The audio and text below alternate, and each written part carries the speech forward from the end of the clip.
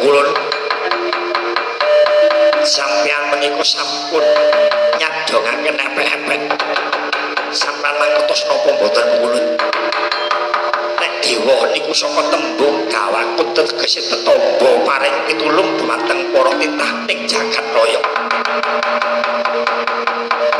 sampeyan menika dadi dewa ning kayangan niku tanpa beda kelawan wakiling rakyat wakiling masyarakat wakiling kawula ning Perjawada dewa ning kayangan niku wenang luput nanging boten wonten ingkang maringi pidolo najan jarane mlayu bathang nyemplung jurang ming dimendelke mawon kedahipun paduka menika mangertos menawi kahanan wonten ing Perjawada sampun boten kanten-kanten panguripaning manungsa niku sampun kacintrangan pagesanganing kawula alit sampun nangis pambengok ing para kawula lelakon ning hukum sampun boten adil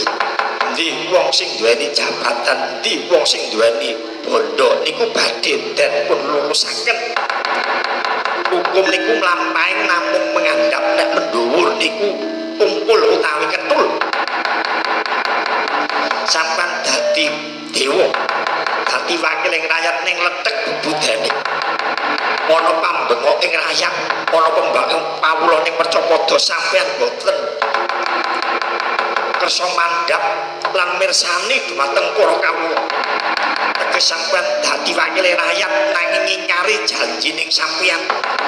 elingono sampean nalika jaman arep magang dadi dewa ngemis-ngemis swara dumateng rakyat dumateng kawula nek sasampunipun sampean menika dados tundhanipun menapa jarkoni iso ngajar ora iso nglakoni